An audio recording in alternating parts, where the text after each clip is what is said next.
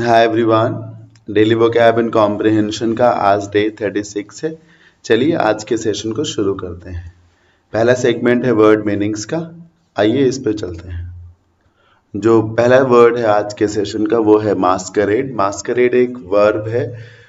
सबसे जरूरी बात कि मास्करेड एक प्रकार से नेगेटिव वर्ड है। मास्करेड का मतलब होता है अपनी आइडेंटिटी को छिपाना। मास्करेड का मीनिंग होता है अपनी आइडेंटिटी को छिपाना। अब अपनी आइडेंटिटी को छिपाना एक नेगेटिव जो अभी तो है, एक नकारात्मक विशेषता ही मानी जाती है, इसीलिए मास्करेड का मतलब भी क्या है, नेगेटिव ही है। कैसे याद रखेंगे आप इसको ध्यान से देखिए तो इसमें आपको मास्क जैसा कुछ नजर आता है। हाँ, मास्क का मतलब मुखौटा होता है। मास्क लगाने से यही तो होता है कि पता नहीं चलता है कि व्यक्ति है कौन। तो जब आप मास्करेड करते हैं या फिर जब कोई भी व्यक्ति मास्करेड करता है तो वो अपनी आइडेंटिटी को छिपा लेता है, जनरली मास्क लगा करके, मुखौटा ओढ़ करके। टू मास्करेड एज समवन और something means to pretend to be that person or that thing, particularly in order to deceive other people. Masquerade करने का मतलब क्या है, एक मुखौटा पहन लेना, मुखौटा चढ़ा लेना, ओढ़ लेना, ताकि आप नजर कुछ और आए, हो आप कोई और नजर आए आप कोई और। एग्जाम्पल को देखिए, the thieves masqueraded as gas company employees. जब चोरों को किसी अपार्टमेंट में घुसना था तो उन्होंने क्या मुखौटा ओढ़ा या फिर वो क्या कपड़े पहन के आए, वो बन के आए गैस कंपनी के employees, so as to get inside our homes, ताकि वो घरों के भीतर घुस सकें। क्योंकि गैस कंपनी के जो लोग होते हैं, मान लीजिए पाइपलाइन को ही दुरुस्त करने के लिए आएंगे या फिर गैस सिलेंडर ही सप्लाई करने के लिए आएंगे, तो वो गैस कंपनी के एम्प्लॉयज बन के आए, ताकि वो घरों के भीतर आसानी से घुस सके। अगला भी एग्जाम्पल है, उसको भी देख लीजिए। In front of media and public, media और पब्लिक के बीच में द क्रूक्ड पॉलिटिशियंस, जो बदतमीज नेता लोग होते हैं, है ना, जो ऐसे नेता लोग जो बहुत बदतमीज होते हैं। क्रूक्ड का मतलब ही होता है जो बहुत क्रूअल टाइप का हो। Masquerade as decent human beings, ऐसे बदतमीज नेता लोग आम जनता और मीडिया के सामने जो है बहुत ही सभ्य होने का नाटक करते हैं या फिर अपने आप को बहुत ही सभ्य व्यक्ति के रूप में पेश करते हैं। अब मास्करेड का मतलब यही तो है कि आप अपनी आइडेंटिटी को छिपा रहे हैं कुछ और दिखा कुछ और रहे हैं। सिनोनिम्स देख लीजिए। डिस्गाइज, डिस्गाइज का मतलब ही यही होता है कि आपने दूसरा पहनावा पहन रखा हो। प्रिटेंड, दिखावा करना, कवर करना, ढक लेना।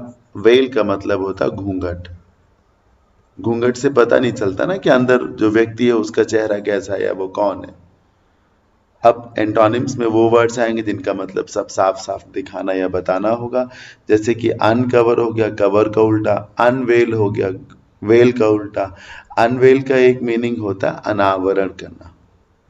जैसे कोई मूर्ति होती, कोई प्रतिमा होती है तो उस प्रतिमा को, उस मूर्ति का अनावरण किया जाता है। जैसे किसी चौराहे पर नेताजी सुभाष चंद्र बोस जी की तस्वीर या उनका स्टैचू बनाया गया है तो फिर कोई अथॉरिटी जा करके फिर उसे अनवेल करता है।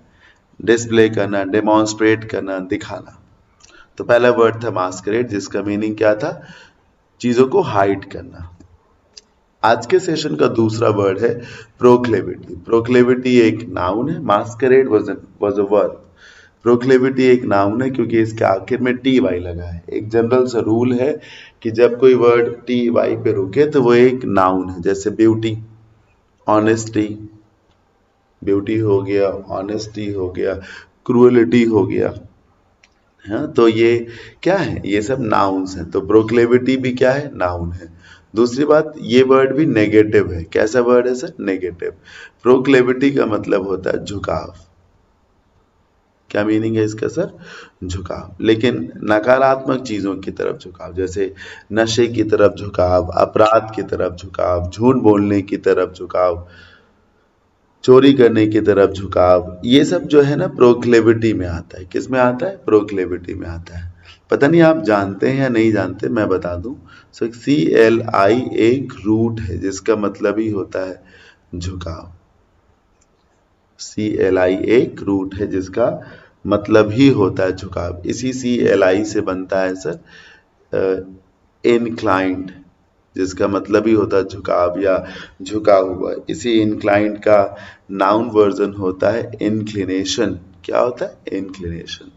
जैसे एक वर्ड होता है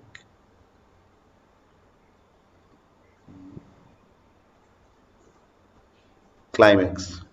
किसी भी शो या किसी भी मूवी का क्लाइमेक्स वो हिस्सा होता है, वो सीन होता है, वो सिचुएशन होती है जो सबको अपनी तरफ बहुत ज्यादा खींचती है, या हर कोई उसकी तरफ झुका चला जाता है, या झुक जाता है, या खींचा चला जाता है।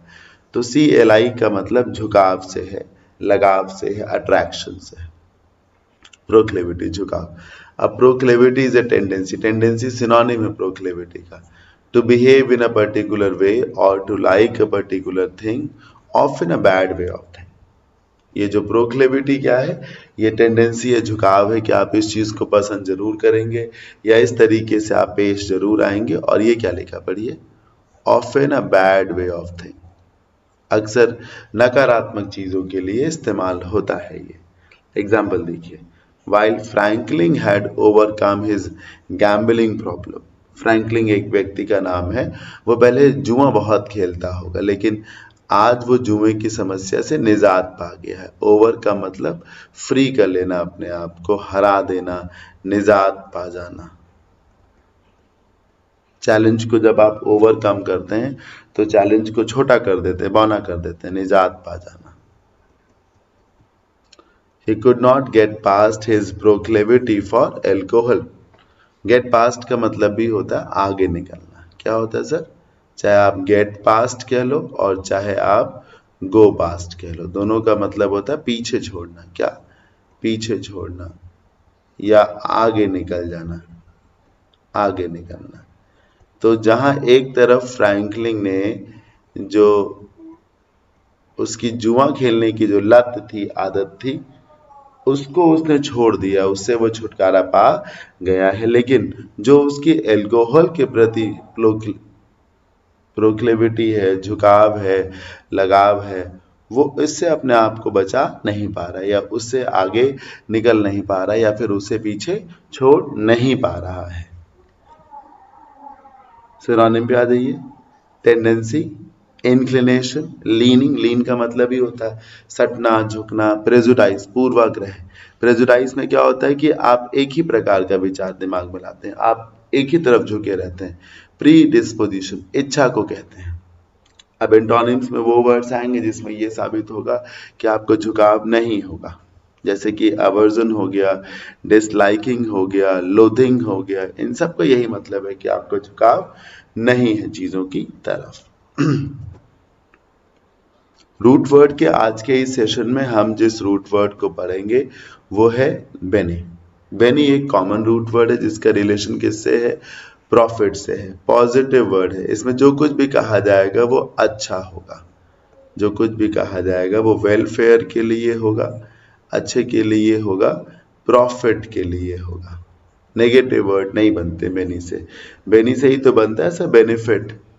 बेनिफिट क्या है? लाभ है कि नुकसान है? निश्चित रूप से लाभ है। तो bene is a positive root word जिसका रिलेशन फायदे से होता है, प्रॉफिट से होता है। पहला वर्ड है बेनिफिट में बेनिफैक्टर, जो कि एक नाउन है। बेनिफैक्टर एक पर्सन है जो चैरिटी के लिए काम करता है, जो मदद देता है, जो डोनेशन देता है एक तरीके से, उसे फैक्टर बोलते हैं। जो मदद पहुंचाएगा, जो दान देगा, वो बेनिफैक्टर हो गया। जब कोई मदद देगा, दान देगा, तो ये भलाई का ही तो काम है, तो पॉजिटिव ही तो हुआ। एग्जाम्पल देख लीजिए, एनोनिमस। एनोनिमस का मतलब है जिसका नाम पता कुछ ना मालूम हो, जिसे दूसरे शब्दों में अज्ञात कहते हैं। क्या कहते हैं सर? अज्ञात। An anonymous benefactor donated $2 million to the trust. एक एनोनिमस बेनिफैक्टर ने क्या किया? ट्रस्ट के नाम 2 मिलियन का जो ट्रांजैक्शन था, 2 मिलियन का पैसा डोनेट किया, ट्रांसफर किया। एक एनोनिमस बेनिफैक्टर ने, एक अज्ञात दानवीर ने। समझ रहे हैं ना? दानवीर। जैसे कर्ण ने देखिए अपना कवच कुंडल दे दिया था इंद्र को। This way he became the biggest और the greatest benefactor of the world. Benefaction, benefaction का मतलब जैसे ये बेनिफैक्टर व्यक्ति के लिए है और बेनिफैक्शन नाउन है, ये काम के लिए हो जाएगा। बेनिफैक्शन में आप जो डोनेशन देते हैं, ये दानवीर है और ये दान है, ये दयावान है व्यक्ति और ये दया है।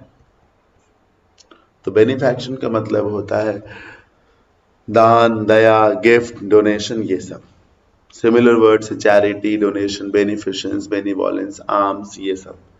ये वर्ड बहुत कॉमन और बहुत इंपॉर्टेंट है। बेनिफिशियल का मतलब होता है लाभदायक। बेनिफिशियल का क्या मीनिंग होता है? लाभदायक। ये एक एडजेक्टिव है क्योंकि इसके आखिर में क्या लगा हुआ है?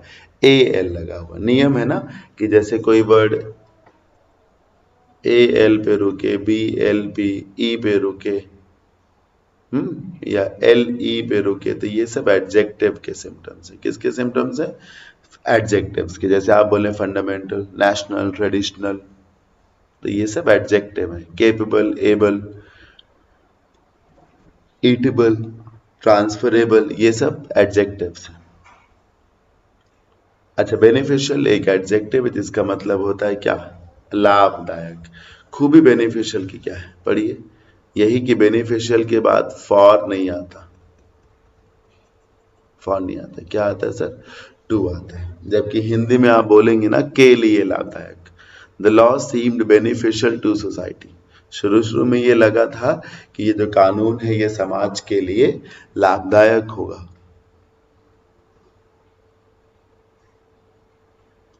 समाज के लिए, पर के लिए आप यहाँ फॉर नहीं लगाएंगे। क्या लगाएंगे? टू लगाएंगे, क्योंकि बेनिफिशियल को फॉर नहीं चाहिए, टू चाहिए। बहुत बार ऐसा होता है कि प्रेपोजिशन जो है मीनिंग के हिसाब से नहीं आता। मीनिंग के हिसाब से बोलने का मतलब है कि मीनिंग में आ रहा है के लिए, तो इस हिसाब से होना चाहिए फॉर। पर बहुत बार प्रेपोजिशन मीनिंग के हिसाब से नहीं आता, वो आता है वर्ड के हिसाब से। बेनिफिशियल की चॉइस है कि फॉर ना लगे, टू लगे। But studies showed it really did not help much. किसी कानून को देख के शुरुआत में यही लगा कि यह समाज के लिए लाभदायक होगा, फायदा होगा, लेकिन बाद में पता चला या फिर जब डिटेल स्टडी की गई तो पता चला कि ऐसा कुछ नहीं था। वो लाभदायक है और ये बेनिफिट है जिसको आप हिंदी में लाभ कहते हैं। बेनिफिट को आप क्या कहते हैं? प्रॉफिट। क्या कहते हैं सर? प्रॉफिट कहते हैं। आगे बढ़िए। बेनेडिक्शन। बेनेडिक्शन का मतलब होता है दुआ। जब आप किसी के लिए दुआ मांग रहे हैं, ध्यान से देखिए, DICT लिखा है। DICT एक रूट वर्ड है जिसका मतलब होता है बोलना। हाँ, इसी DICT से डिक्टेट बनता है, डिक्टेशन बनता है। डिक्टेशन, जो लोग शॉर्ट हैंड की तैयारी करते हैं डिक्टेशन होता है उनका। तो DICT का मतलब क्या होता है? बोलना। क्या मतलब होता है सर? बोलना। तो बेनेडिक्शन में आप जब बोल रहे हैं तो किसी के लिए अच्छा बोल रहे हैं। बेनी से अच्छा आएगा ना, पॉजिटिव आएगा। तो बेनेडिक्शन का मतलब दुआ है। देखिए, पॉजिटिव वर्ड है। होने को तो चापलूसी भी हो सकता था, क्योंकि चापलूसी में भी तो आप किसी के पक्ष में ही बोल रहे हैं, किसी की तारीफ ही कर रहे हैं। लेकिन बेनेडिक्शन एक पॉजिटिव वर्ड है, चापलूसी नकारात्मक शब्द है। बेनेडिक्शन का मतलब होता है किसी के हक में दुआ मांगना, किसी को दुआएं देना। जैसे बोलते हैं ना, गांव में दूधो ना हो पूतो फलो, ये बेनेडिक्शन है। क्या है? बेनेडिक्शन। जैसे बिनायन, अगला वर्ड बहुत इंपॉर्टेंट है, बहुत इंपॉर्टेंट वर्ड है। बिनायन का मतलब होता है जो चीज आपको कष्ट नहीं पहुंचाएगी, हानि नहीं पहुंचाएगी, जो चीज चुभेगी नहीं आपके। जैसे आप टेडी बियर लेके आते हैं, टेडी बियर में आप सॉफ्ट टेडी बियर लेके आते हैं, या टेडी बियर की प्रॉपर्टी है कि वो सॉफ्ट होते हैं, तो वो बिनायन होते हैं। अगर वो आप टेडी बियर फेंक के मारो भी किसी को तो लगेगा नहीं उसको सर, समझ रहे हैं? लगेगा नहीं। आप अभी किसी बॉल को किसी के पीठ पे मारो या फेंक के बॉल मारो तो लगेगी उसको, लेकिन घर में जो पिलो होती है उसको मारो किसी को तो लगती नहीं है सर, हंसी आती, गुदगुदी जैसी होती। तो ये चीजें बिनायन है, जो कहीं से चोट नहीं पहुंचाएंगे, जो कहीं से हार्म नहीं करेंगे आपको, उनके लिए इस्तेमाल होता है। किसको? बिनायन का। जो चीजें फेवरेबल है या हार्मफुल नहीं है, ठीक। जो चीजें आपको नुकसान नहीं पहुंचाएंगी वो फायदा ही तो पहुंचाएंगी, तो वो फेवरेबल ही हुई। या हार्मफुल नहीं हुई। पढ़िए, the climate conditions of this place are so benign. यहाँ का जो क्लाइमेट है बहुत बढ़िया है सर, न ठंडी लगती है न गर्मी लगती है ना, बढ़िया लगता है सर। दिन में भी अच्छा लगता है, रात में आप चादर ओढ़ के सो जाइए, पसीना भी नहीं आता और आपको बहुत बार बड़े बड़े भारी भारी कपड़े भी नहीं पहनने पड़ते। तो जो एटमॉस्फियर है, जो क्लाइमेट कंडीशंस है, वो बहुत ही बिनायन है यहाँ की। This medicine is benign in its effect. Test में भी कभी कभी मेडिसिन अच्छी होती ना, कड़वी नहीं लगती, तो बिनायन है। तो कोई मेडिसिन है अपने इफेक्ट्स में बिनायन है। इफेक्ट्स में बिनायन होने का मतलब है कि उसका कोई नुकसान नहीं है। जैसे जो हेल्थ सप्लीमेंट्स होते हैं, हाँ, अब उनका साइड इफेक्ट्स ना हो तो वो बिनायन हुए। कैसे वैसे बिनायन हुए, and will cause you know harm. Medicine जो है बिनायन, इससे कोई नुकसान आपको नहीं होगा।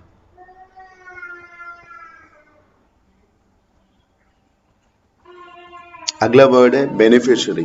बेनिफिशियरी उसको बोलते हैं जिसको कोई लाभ मिल रहा हो, लाभ प्राप्त करता। जैसे सरकार राशन बांटती है, तो जो लोग राशन लेते हैं वो उसके बेनिफिशियरी हैं। जैसे पेंशन्स आती हैं, तो जो लोग पेंशन्स पाते हैं वो उसके बेनिफिशियरी हैं, एक तरीके से लाभ प्राप्त करता। अ ग्रुप और any individual that gains benefit और दैट गेन्स समथिंग फ्री, उससे बेनिफिशियरी बोलते हैं। My husband has listed me as the beneficiary of his life insurance policy. Nominee नहीं होता, नॉमिनी वही तो है जिसको लाभ मिलेगा आपके ना रहने पर या आपके बाद, तो वो बेनिफिशियरी तो है, चाहे आप उसे नॉमिनी कह लें और चाहे आप उसे क्या कह लें, बेनिफिशियरी कह लें। अगला वर्ड बेनिवोलेंट है। हाँ, एक चीज मैंने शायद बताई कि नहीं बताई, बताई थी, बेनिफिशियल के साथ प्रेपोजिशन टू लगता है, बेनिवोलेंट। हाँ, एक चीज और देखिए, हाँ, अभी मैंने बेनेडिक्शन बताया, इसी का जस्ट उल्टा होता है मैलेडिक्शन। सब सेम है, यहां भी डिक्शन है, यहां भी डिक्शन है। इधर बेनी है, इधर मैल है। मैल मतलब होता है नेगेटिव। तो जब आप किसी के हक में दुआ कर रहे हैं तो मैलेडिक्शन है, और जब आप किसी के लिए बद दुआ कर रहे हैं, किसी का विकास नहीं विनाश मांग रहे हैं, विकास चाहते हैं तो बेनेडिक्शन है, विनाश चाहते हैं किसी के लिए तो वो मैलेडिक्शन है। देखिए, बेनिवोलेंट, इसी का जस्ट उल्टा होता है मेल वॉलेंट। बेनिवोलेंट वो है जो दूसरों की मदद करता है, दया दिखाता है। बेनिवोलेंट को एक शब्द में मानव प्रेमी कहते हैं। क्या कहते हैं सर? मानव प्रेमी। और मेल वॉलेंट को कहते हैं मानव द्वेषी। आप याद करिए कहानी सिद्धार्थ और देवदत्त की। जब देवदत्त ने हंस को मारा, सिद्धार्थ ने उसे बचाया, तो सिद्धार्थ बेनिवोलेंट है एक तरीके से, क्योंकि वो बचाना चाहते हैं, दया दिखाना चाहते हैं। और जो देवदत्त है वो क्रूर है, दुष्ट है, बदतमीज है, वो मेल वॉलेंट है। आया समझ में? बेनिवोलेंस वही सर, बेनिवोलेंट एडजेक्टिव है, बेनिवोलेंट क्या है? नाउन, नाउन है, ये मानव प्रेम कहा जाता है। जब ई एन टी पे रुके तो एडजेक्टिव, जब ई एन सी ई पे रुके तो क्या है? वो नाउन है। ठीक, मानव प्रेमी बेनिवोलेंट, मानव प्रेम बेनिवोलेंस, इसी का उल्टा मेल वॉलेंस हो जाएगा, मानव द्वेष। आज कंफ्यूजिंग वर्ड्स में हम जिन 3 वर्ड्स को पढ़ेंगे वो अपने आप में बहुत शानदार है, बहुत खास, सच में बहुत ज्यादा खास है। आपके स्क्रीन पे है वो, राइज है, रेज है और अराइज है। राइज है, रेज है और अराइज है।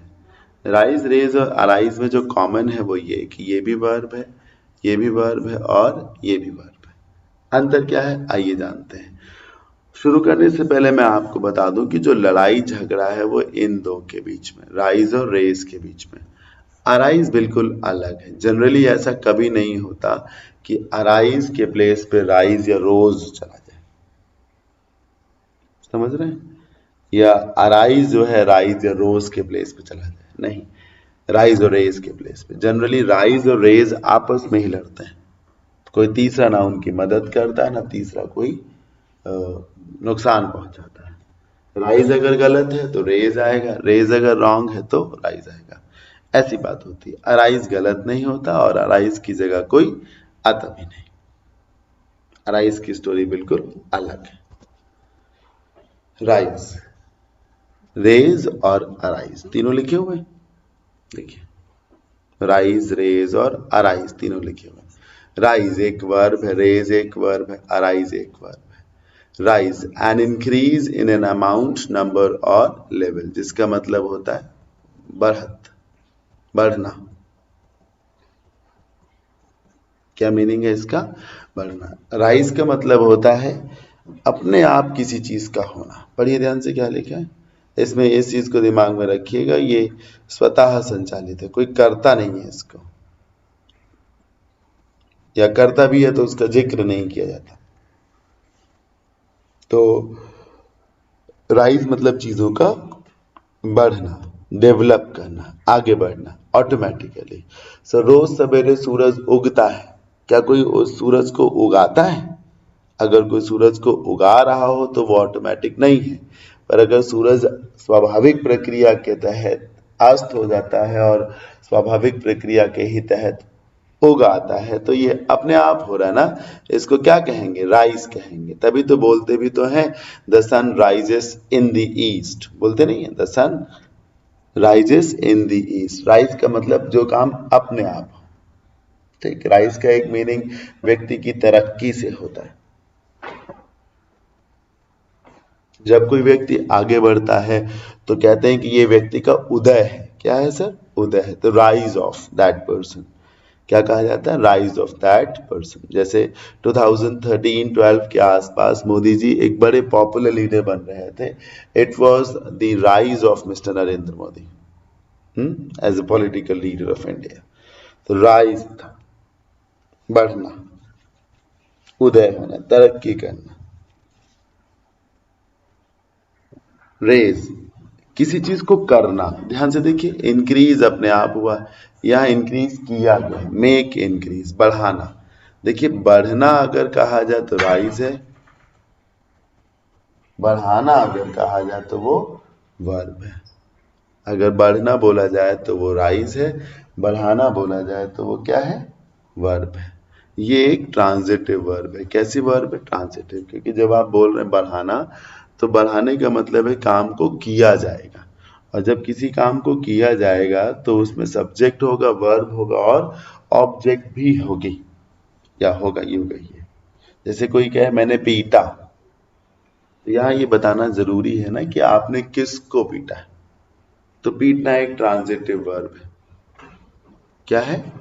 पीटना ट्रांजिटिव वर्ब है। अब जैसे कोई कहे कि मैं नहा रहा हूं, वो कोई ट्रांजिटिव वर्ब नहीं। लेकिन कोई कहे मैं नहला रहा हूं या मैं नहला रही हूं, अब ये ट्रांजिटिव वर्ब होगी सर। इसमें बताना पड़ेगा ना कि मैं बच्चे को नहला रहा हूं, इस तरीके से मूर्ति को नहला रहा हूं। तो रेज किसी काम को करने के लिए, अपने आप उसमें कुछ नहीं होगा, चीजें बढ़ेंगी नहीं बल्कि बढ़ाई जाएंगी, चेंज होंगी नहीं बल्कि चेंज की जाएंगी, रेज किया जाएगा। रेज के और भी अर्थ हैं, एग्जाम्पल्स के थ्रू पता चलेगा। अराइज जैसा कि मैंने कहा बिल्कुल अलग है।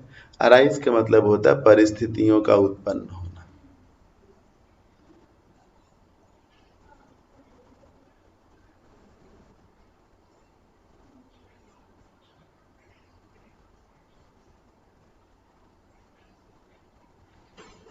रेज परिस्थितियों का उत्पन्न होना, अराइज करना कहा जाता है। टू अपीयर और कम टू नोटिस, जब चीजें दिखने लगे, अपीयर हो जाए तो वो क्या है? अराइज है। क्या है सर? अराइज। जैसे परिस्थितियां उत्पन्न होती हैं, क्या होती हैं? मौके पैदा होते हैं। परिस्थितियां उत्पन्न होती हैं, पैदा होती हैं, मौके भी सर पैदा होते हैं। तो ये सारी चीजें अराइज करती हैं। अपने आप कुछ हो रहा हो तो राइज है, चाहे वो सूरज का उगना हो या व्यक्ति का उदय हो। ठीक है, जैसे मान लो अपने आप फीस बढ़ गई, या फीस क्या है, मान लो अपने आप किसी चीज का दाम बढ़ गया। कैसे बढ़ गया? पिछली बाजार में जो भिंडी थी वो 20 रुपीज kg थी। इस बाजार में भिंडी जो है 35 रुपीज kg। मतलब क्या है? चीजों को किया जाए तो फिर आप क्या लगाइए, रेज लगाइए। अपने आप हो तो राइज लगाइए। एग्जाम्पल बड़ी ज्यादा समझ में आएगा। आगे बढ़ना, बाय डेंट ऑफ, एक फ्रेज है के दम पर। बाय डेंट ऑफ एक फ्रेज है जिसका मतलब क्या होता है, के दम पर। तो उस व्यक्ति ने अपने कठिन परिश्रम के दम पर, अथक मेहनत के दम पर क्या किया है, शी। अच्छा, तो यहाँ हर कर लीजिए या तो वहां ही कर लीजिए। तो अपनी अथक परिश्रम, अपनी अथक मेहनत के दम पर she has to the pinnacle. देखो यहाँ हैज हैव हैड की वजह से वर्ब की थर्ड फॉर्म आएगी, आएगी ना।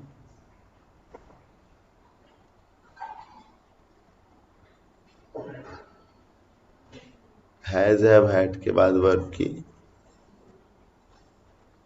थर्ड फॉर्म आएगी।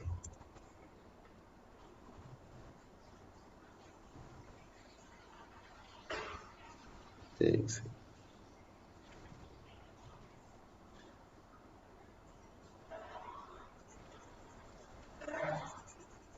आई बताता हूँ।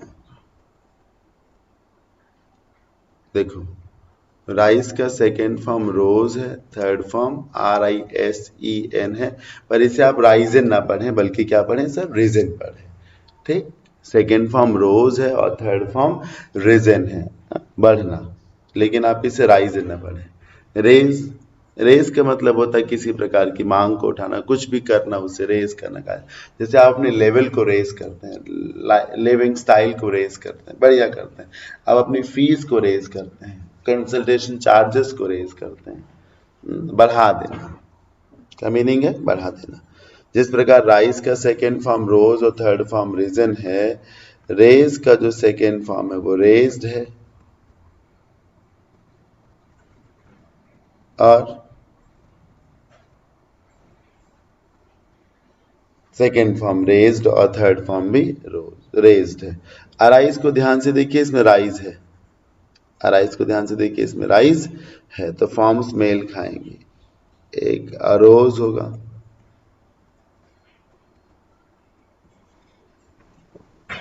और एक अरोजन नहीं, माफ करिए, अराइजन होगा। देखिए, जब RISEN है तो उसे राइजन नहीं रीजन बोलिए, और जब ARISIN है तो उसे अराइजन बोलिए। समझ रहे हैं आप? हाँ, जब RISEN है तो उसे रीजन बोलिए, ना कि राइजन, और जब ARISEN है तो वो अराइजन बोलिए। अराइजन का मतलब होता है परिस्थितियों का पैदा होना, समस्याओं का पैदा होना, अवसरों का उत्पन्न होना, वो अराइज है।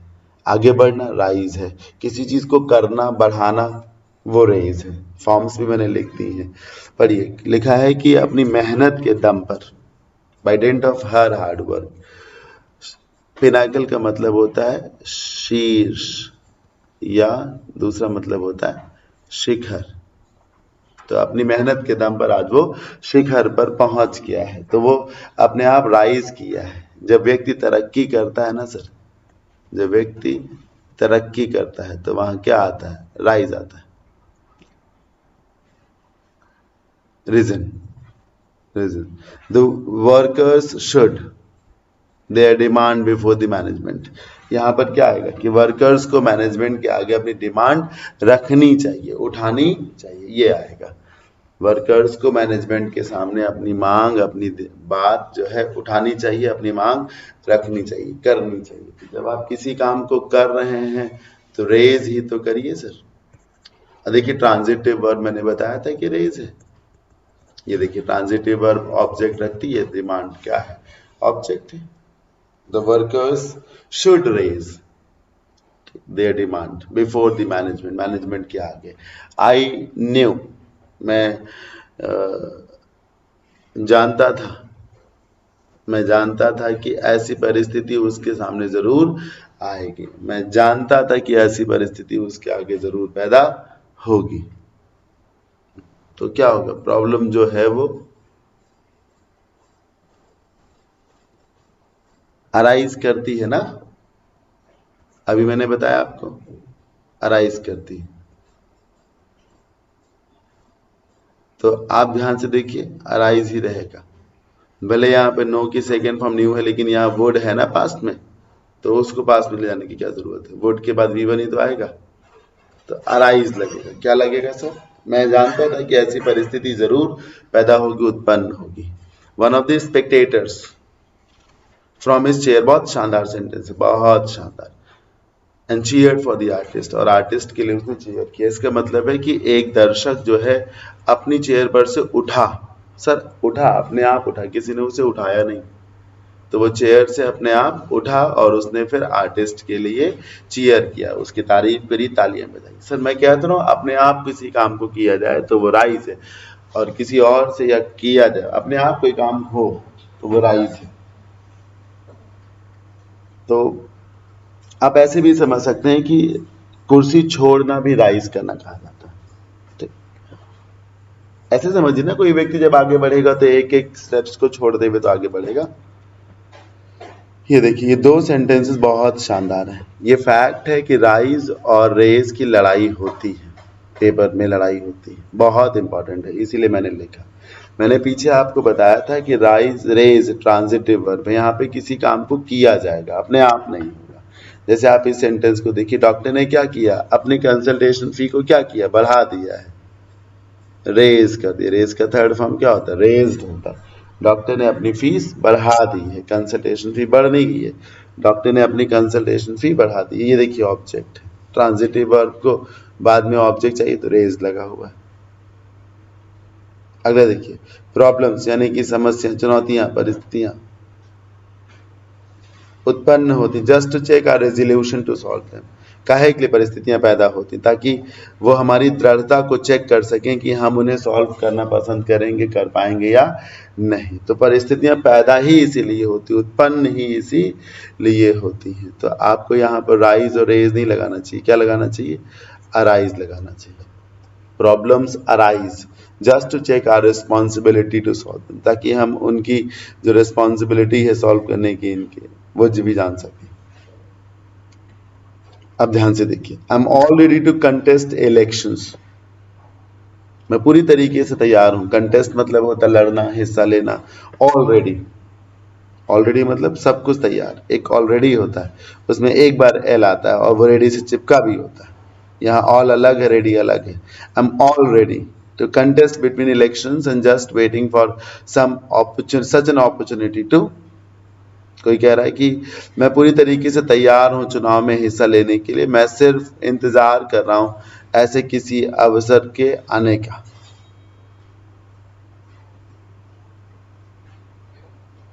ऐसे किसी अवसर का आने का मैं भी वेट कर रहा हूं।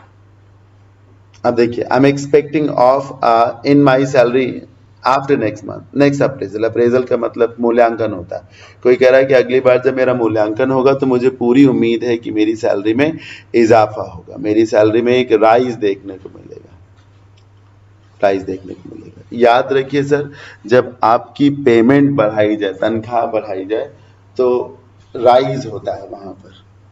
ठीक, ये एक्चुअली नाउन है। यहाँ पर ध्यान से देखिए, ए आर्टिकल है, राइज यहाँ पर नाउन है। आ राइज इन माई सैलरी, मुझे उम्मीद है कि मेरी सैलरी में अगले अप्रेजल के बाद कुछ ना कुछ बदलाव होगा और बढ़ेगी, राइज होगा। एक तरीके से क्या होगा, राइज होगा। ठीक, कुछ रह गया इसमें। डॉक्टर ने कंसल्टेशन फी बढ़ाई है तो रेज हो गया, परिस्थितियां पैदा होती हैं, राइज हो गया। ठीक, मैं अवसर के आने का इंतजार कर रहा हूं, उत्पन्न होने का इंतजार कर रहा हूं, यहां भी अराइज हो जाएगा, अराइज। और अपॉर्चुनिटी सिंगुलर है तो अराइजेस कर दीजिए। ठीक, यहाँ पर तनख्वाह बढ़ेगी तो राइज होगा, आपकी तनख्वाह में, आपके जीवन में भी राइज होगा, तरक्की करेंगे, उदय होंगे। ठीक, ऑल प्राइसेस हैव, ध्यान से देखिए, ये हैव लिखा है, ये हैव बीन लिखा है। ध्यान से देखिए सर, ये हैव लिखा है, ये हैव बीन लिखा, काहे के लिए, हैव बीन पैसिव वर्ब है। जब पैसिव वर्ब है तो ऑब्जेक्ट पहले होता है, तो जब ऑब्जेक्ट है ही तो रेज लगाओ। जब ऑब्जेक्ट को देखा ही जा रहा है तो रेज का थर्ड फॉर्म लगाओ। कीमतें बढ़ाई गई हैं, ये मीनिंग है, रेज लगाई सर, कीमतें बढ़ाई गई हैं रैपिडली, बहुत तेजी से, in the recent years. All prices बहुत तेजी से बढ़ाए गए हैं पिछले कुछ समय में, इन द रीसेंट ईयर्स, हाल फिलहाल के वर्षों में या हाल के वर्षों में ये हुआ है कि कीमतें बढ़ाई गई हैं। और यहाँ कहा जा रहा है कि पिछले कुछ वर्षों में या हाल फिलहाल के वर्षों में कीमतें बढ़ी हैं, यहाँ कीमतें बढ़ाई गई हैं और यहाँ कीमतें बढ़ी हैं। आप समझ रहे हैं ना? ऑल प्राइसेस जो है वो बढ़े हैं। और जब आप कह रहे हैं कि बढ़ाए गए हैं, पैसिव कर दिया ना आपने, तो इसका मतलब है कि आप ये जाने क्या है, तो ऑल प्राइसेस जो है वो बढ़ा दिए गए हैं इस तरीके से। कि तो राइज का एक मीनिंग ये हुआ कुर्सी पर से उठना, राइज का एक मीनिंग होता है कि पेमेंट का बढ़ना, राइज का मतलब सूरज का उगना, राइज का मतलब व्यक्ति का तरक्की करना, राइज का मतलब है स्वतः रूप से चीज़ों का बढ़ना। जैसे मार्केट में क्या होता है, डिमांड और सप्लाई का खेल होता है, अपने आप होता है। डिमांड बढ़ी, डिमांड राइज करेगी, सप्लाई घट जाएगी, ये होगा। फिल इन द ब्लैंक्स का ये जो सेगमेंट है, इसमें देखिए कौन कौन से सेंटेंसेस हैं। पहला है क्वेश्चन है, उसको पढ़िए। The authority will have to actively and thoroughly search and find out. Authorities को बहुत ही सजगता से और बहुत ही गहराई से ढूंढना होगा क्या, who the of the scheme should be. लो कितना सरल हो गया। अथॉरिटी को बहुत सोच समझ के ऐसे लोगों के नाम तय करने चाहिए जिन्हें इस स्कीम का लाभ मिलना चाहिए। तो जब लाभ किसी को मिलेगा तो लाभ प्राप्त करता हो गया, जब लाभ प्राप्त करता हो गया तो वो क्या हो गया, बेनिफिशियरी होगा। लिखा बेनिफैक्टर का भी था, बेनिफिशिएंट भी, लेकिन वो सब नहीं होगा। जो दान देगा वो बेनिफैक्टर है, जिसे मिलेगा वो तो बेनिफिशियरी है ना सर। बेनिफिशियरी कौन होगा? नंबर 2, इन 20 रेक्स। रेक्स का मतलब होता है क्षतिग्रस्त जहाज को।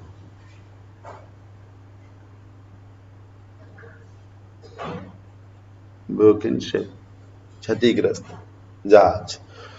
अब 20 क्षतिग्रस्त जहाज थे, उनमें से 5 लोगों की जानें चली गई। यही तो हुआ, 5 लोगों की लाइफ्स चली गई सर। तो उन 5 या 20 जगह पर जो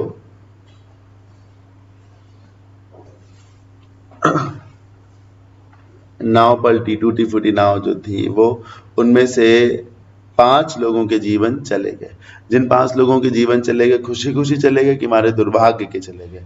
वो जाना खुशी की बात है कि दुर्भाग्य की बात है? अनफॉर्चुनेटली बोलिए। कोइंसिडेंटली तो अच्छा वर्ड है, फॉर्चुनेटली भी अच्छा वर्ड है, ये तो होना नहीं है। या तो इवेंचुअली हो सकता है या तो अनफॉर्चुनेटली हो सकता है। कोइंसिडेंस पॉजिटिव वर्ड है, फॉर्चुनेट भी पॉजिटिव वर्ड है, अनफॉर्चुनेट है। अगर आप कह रहे हैं कि 20 क्षतिग्रस्त जहाजों में से 5 लोग अंततः मर गए, और तो इवेंचुअली लगाइए। और अगर आप ये कह रहे हैं कि 20 जहाजों में से 5 लोग दुर्भाग्यवश मर गए, तो मुझे लग रहा है कि चूंकि वो मर गए, उनके साथ नुकसान हुआ, तो अनफॉर्चुनेटली ही बोलना चाहिए। While the whole world knows about Mahatma Gandhi simple lifestyle, जहां एक तरफ पूरी दुनिया जानती है कि महात्मा गांधी का जो जीवन था, वो तरीका था, वो कैसे था, उनकी लाइफ जो थी वो बहुत ही सिंपल थी और बहुत सिंपल लाइफस्टाइल है उनकी।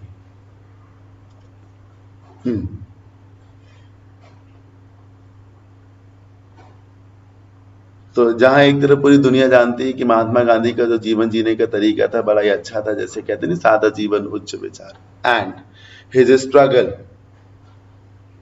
Struggle for freedom.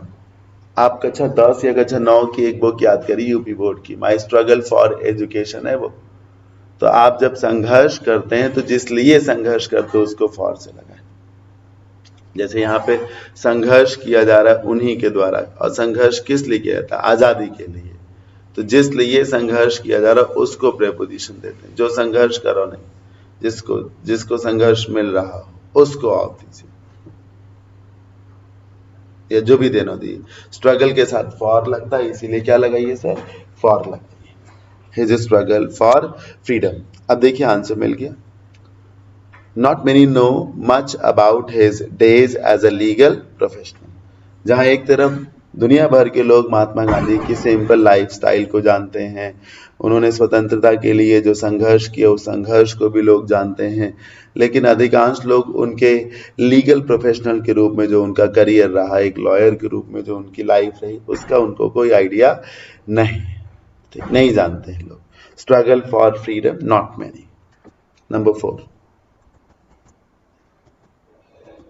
she was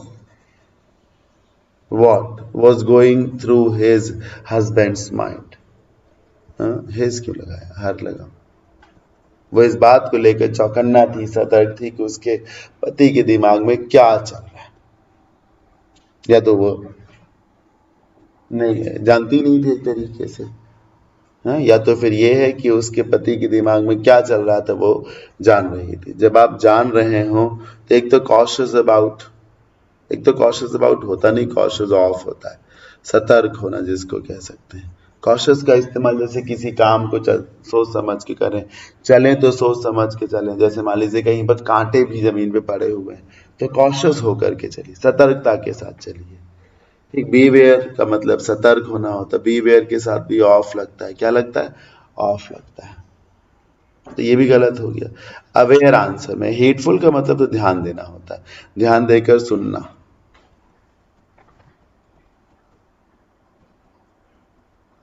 ध्यान से सुनना तो हेटफुल नहीं होगा। बीवेयर ऑफ नहीं होगा, वो तो सतर्क की बात किए कर रहा है। और वो भी बीवेयर के साथ यहाँ फॉर लगा होना क्या चाहिए? ऑफ। अवेयर के साथ ऑफ लगा है, ये करेक्ट है। कॉशियस की भी यही प्रॉब्लम मान सकते थे, ऑफ। हालांकि वो अगर ऑफ लगे भी होते तभी आंसर होता नहीं सर। ठीक, यहाँ लिखा हुआ है कि वो उसे मालूम था कि उसके पति के दिमाग में क्या चल रहा था। हाँ, बीवेयर हो सकता है कि वो सतर्क थे इस बात से। जो last fill in the blanks है उसको पढ़िए। आई लाइक हर, मुझे पसंद है। उसका नेचर कैसा nature? Womanish nature, feminine nature, female nature. Nature कभी फीमेल होता नहीं। ठीक, फेमिनिन जेंडर होता है, फेमिनिन भी नेचर नहीं होता। नेचर फीमेल नहीं होता, फेमिनिन जो है नेचर में नहीं है। फेमिनिन का मतलब तो जेंडर से है ना। अब 2 वर्ड्स बचे, वुमेनली और वुमेनिश। वुमेनिश एक नेगेटिव वर्ड है। वुमेनिश पुरुष के लिए इस्तेमाल होता है, जिसकी आदतें हरकतें महिलाओं वाली।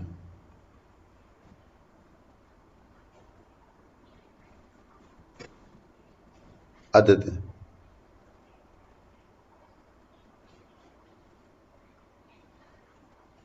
महिलाओं के जैसी।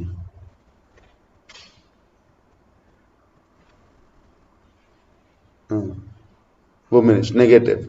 तो आप जब उसके नेचर को पसंद करें, पहली बात देखिए वो लड़की ही है। ये इस्तेमाल बेसिकली पुरुष के लिए होता है। तो यहां जैसे लिखा होता आई डोंट लाइक और फिर हेज लिखा होता, आई डोंट लाइक हेज, और फिर आप बोलते वुमेनिश नेचर कि है वो लड़का लेकिन उसकी आदतें, लक्षण, चाल ढाल सब लड़कियों के जैसे। वुमेनली का मतलब होता है महिलाओं से संबंधित, कि महिला के भीतर जो दया होती, करुणा होती है, प्रेम होता है, अपनापन होता है, इसके लिए आप किसका इस्तेमाल करती है? करिए वुमेनली का। जैसे मैन के लिए मैनली वर्ड होता है, मजबूत होना, हिम्मती होना, ताकतवर होना, ठीक, कॉन्फिडेंस होना, ये सब मैनली में आता है। और वुमेनली का मतलब हंसमुख होना और दयावान होना, अपनापन होना, वो वुमेनली में आ जाएगा। तो पहली बात फेमिनिन और फीमेल नेचर में आते नहीं है। दूसरी बात वुमेनिश नेगेटिव है, पुरुष के लिए इस्तेमाल होता है। यहाँ पर महिला की ही बात हो रही है, तो वुमेनिश नहीं आएगा। क्या आएगा? वुमेनली आएगा। क्या आएगा? वुमेनली आएगा। सेशन ओवर होता है इसी के साथ। होपफुली आपने जरूर एंजॉय किया होगा। मन लगा के पढ़िए, चीज़ों को अच्छे से देखिए, सुनिए, समझिए। जो जहाँ पे जो कुछ पे लगे उसे नोट करके चलिए। इसी बहाने चीज़ों को सीखते रहिए। Thank you so much. Bye, take care.